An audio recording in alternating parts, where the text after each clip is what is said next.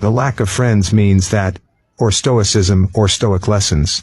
Before we go any further, if this is your first time on this channel, or if you've been watching for a while and haven't yet hit that subscribe button, now is the time. Every week, we go deep into Stoic philosophy to give you the tools, the mindset, and the clarity you need to live with purpose and strength. Hit subscribe and join thousands of people who are choosing to think differently about their lives. Now let's get into this.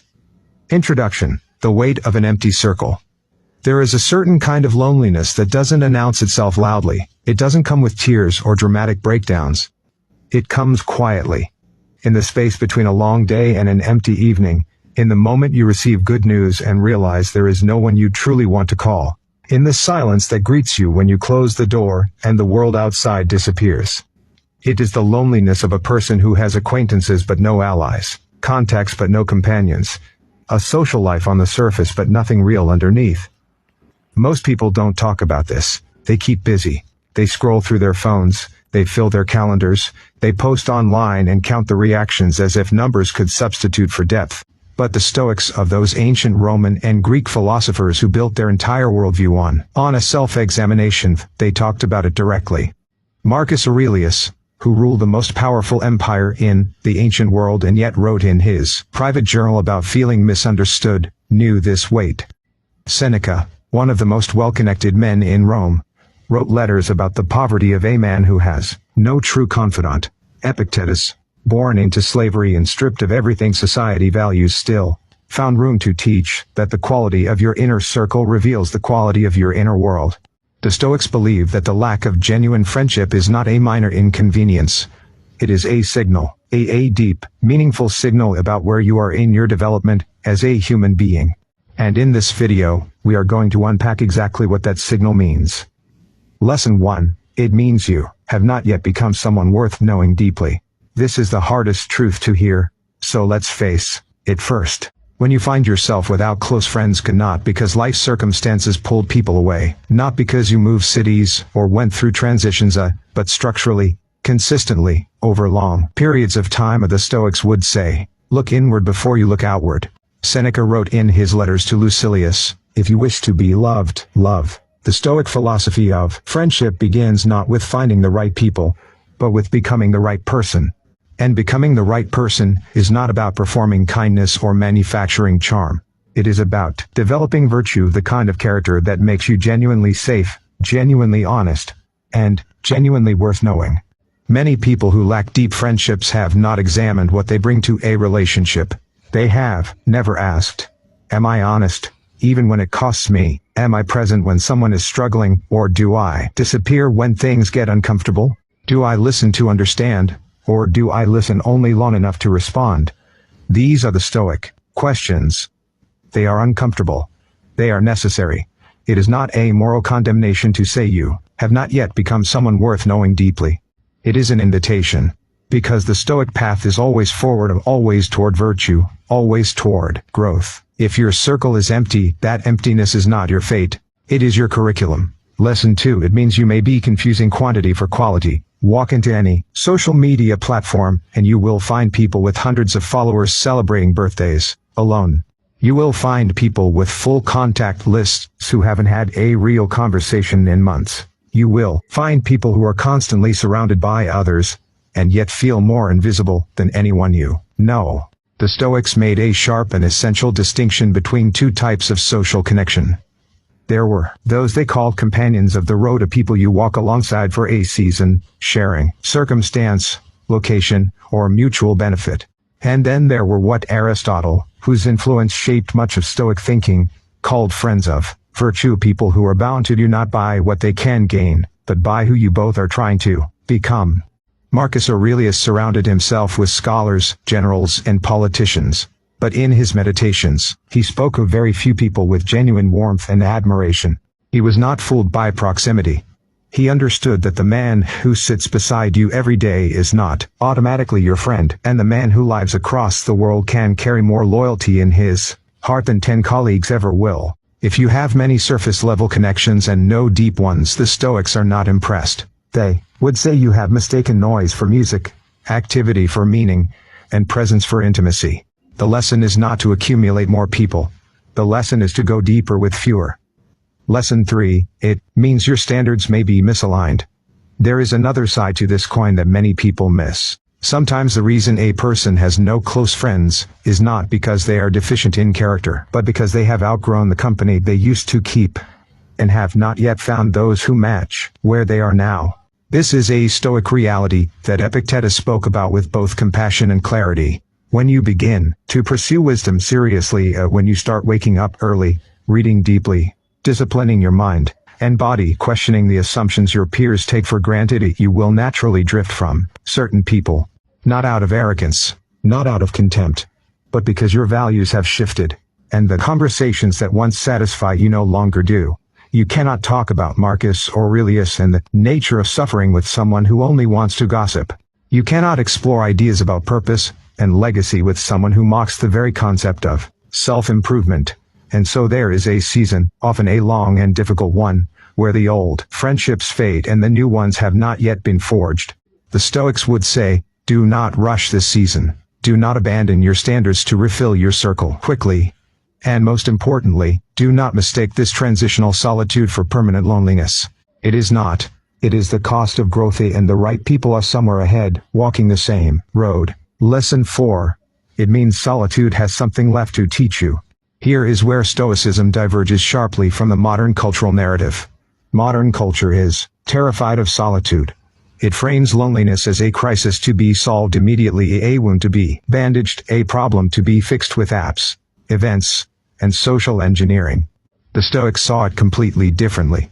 Marcus Aurelius wrote, "Never esteem anything as of advantage to you that will make you break your word or lose your self-respect." And one of the most consistent ways people lose their self-respect is by filling their solitude with the wrong people just to avoid being alone.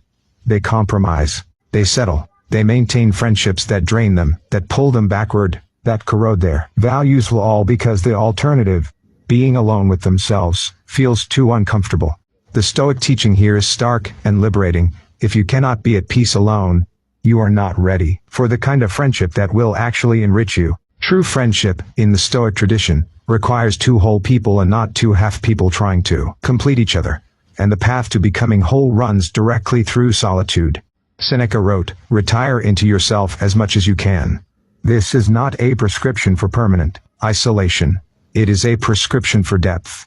The person who knows themselves, their values, their fears, their patterns, their purpose, is the person who can offer something real in a relationship. Solitude is not the enemy of friendship, it is the forge.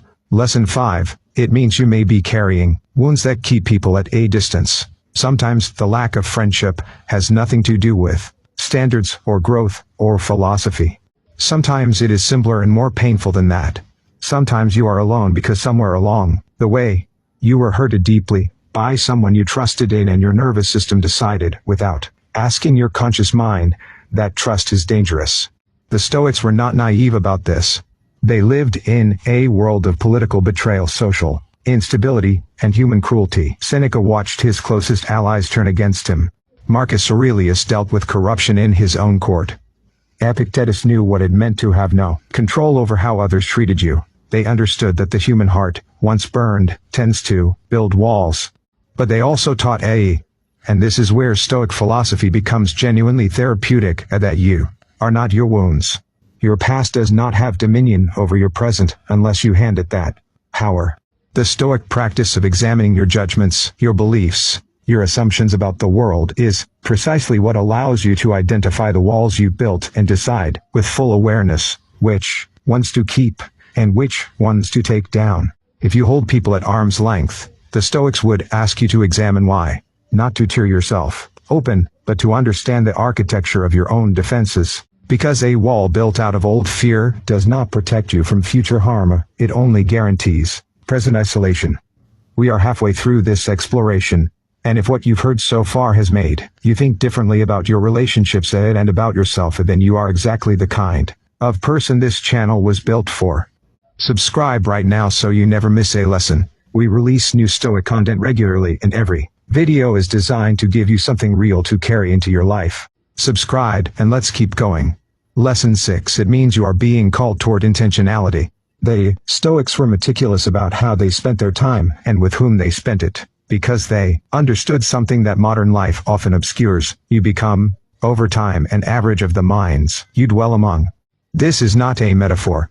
It is a psychological and philosophical reality. Marcus Aurelius wrote in his meditations about the people he admired most, and not because they were the most powerful or the most entertaining, but because they modeled the qualities he was trying to cultivate. He studied them. He learned from them. He chose them with intention. If you find yourself without close friends, one of the most powerful Stoic responses is to become radically intentional about the kind of connection you are seeking. Not desperate, intentional. There is a profound difference. Desperation chases whoever is available. Intentionality waits for whoever is worthy. Ask yourself the Stoic questions. Who challenges me to think more clearly? Who tells me the truth even when I don't want to hear it? Who is pursuing something greater than comfort and status? Who would I want beside me, not when life is easy, but when it is genuinely hard? These questions are filters. They protect you from filling your life with people who look like friends but function like distractions. The lack of friendship, when met with intentionality rather than panic, becomes one of the most productive seasons of your life. Lesson 7. It means the world needs you to model something different.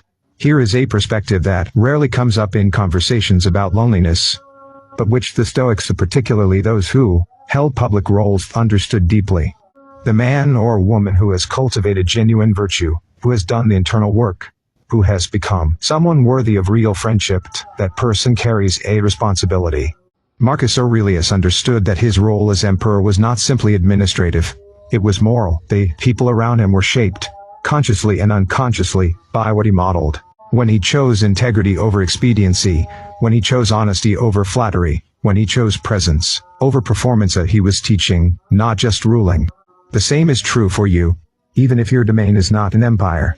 If you are the kind of person who listens without judgment, who keeps their word, who shows up for people in difficulty, who refuses to participate in gossip or manipulation, you are modeling something that is increasingly rare. And rare things attract people who are searching for exactly that.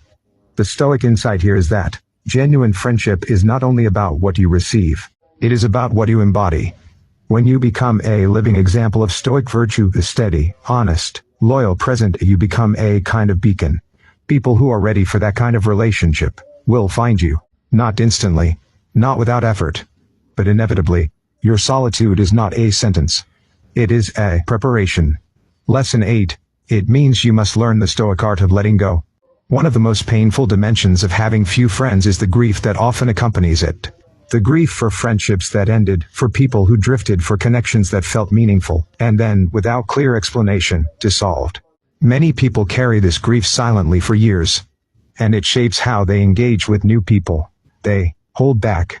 They test. They wait for the inevitable disappointment. The Stoics had a specific philosophical tool for this, the practice of amor fati, as the love of fate, not passive resignation, but active acceptance.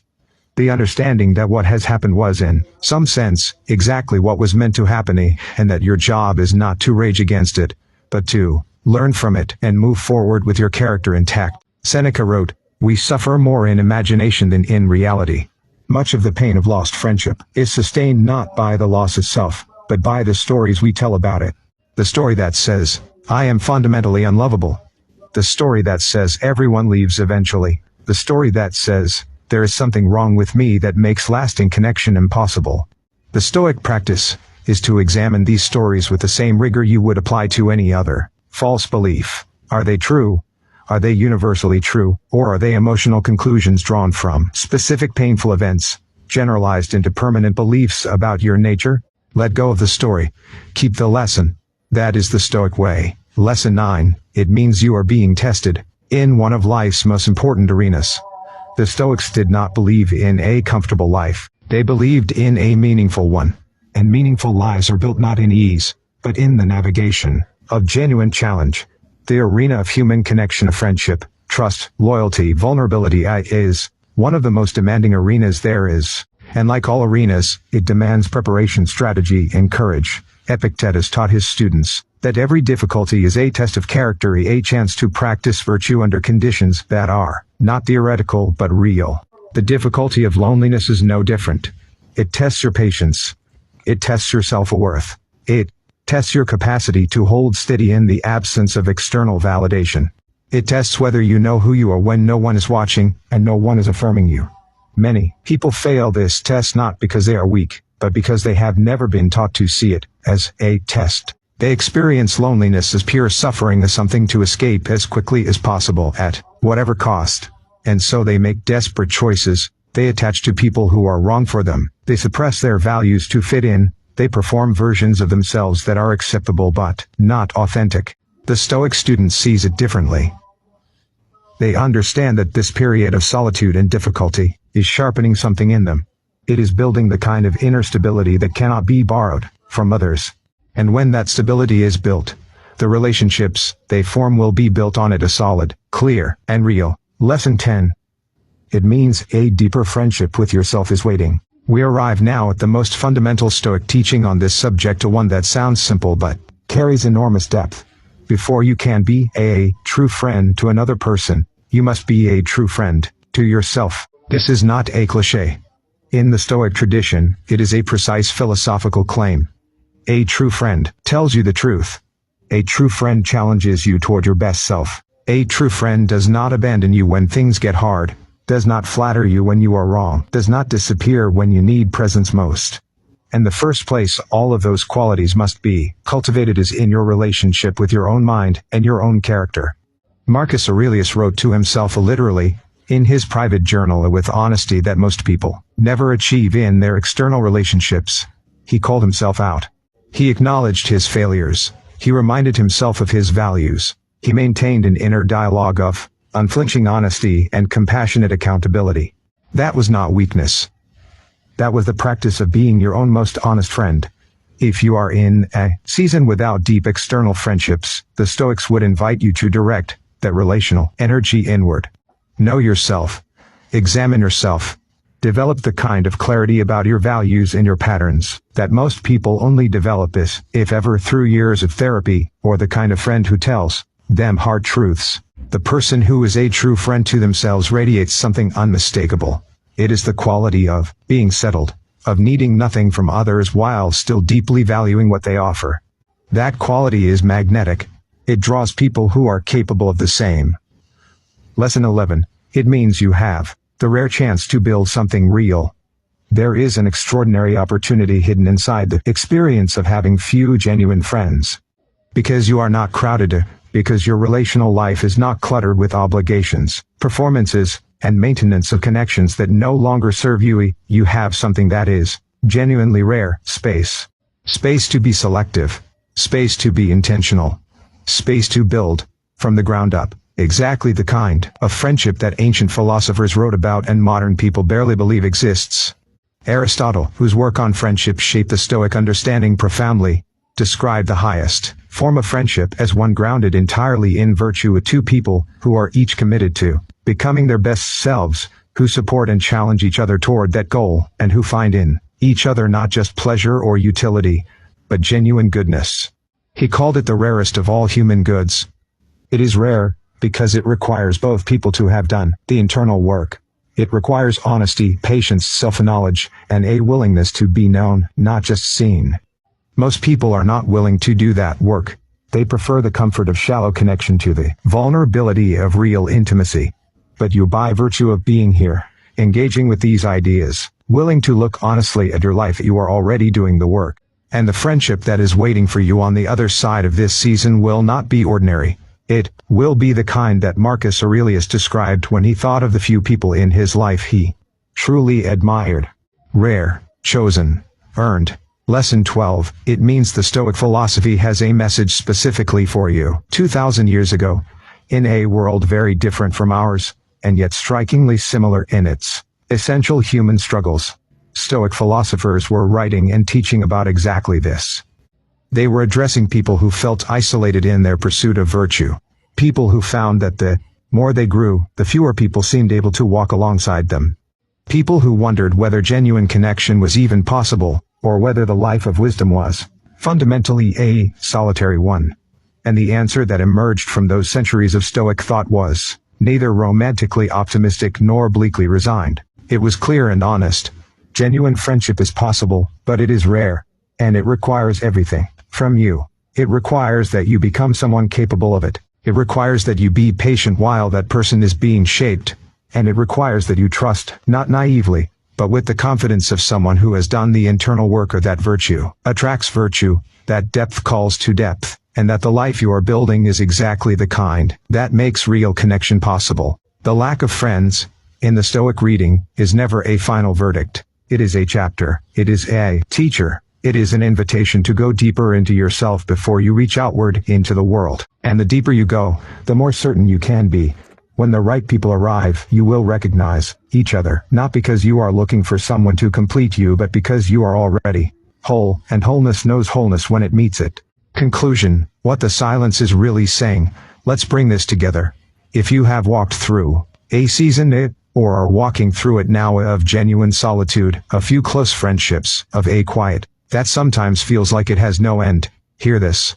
The Stoics do not pity you. They respect you.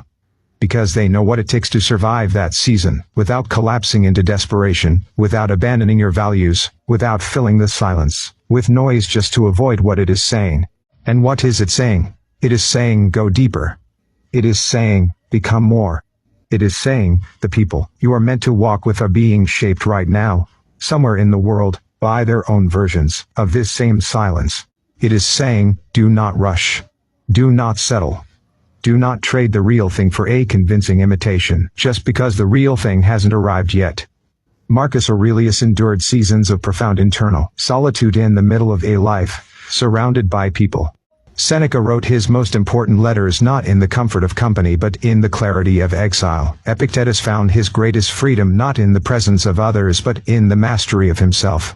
The lack of friends does not mean you are broken. It means you are being built. And what is being built in you is slowly, honestly, through every hard day and every quiet night, is the foundation of a life that, when it is finally fully shared, will be worth sharing completely. If this video reached something real in you, if it gave you a new way to see your solitude, your relationships, or your own growth, then this channel is for you. Subscribe right now. Share this video with someone who needs to hear it. We are building a community here of people who are done with surface-level living and ready to go deeper. Every video we release is another step forward on that path. Subscribe, stay close, and let's keep going together. Stoicism, a Stoic lessons, Stoic philosophy, a Marcus Aurelius, Seneca, Epictetus, a self-mastery, friendship, a solitude, a personal growth.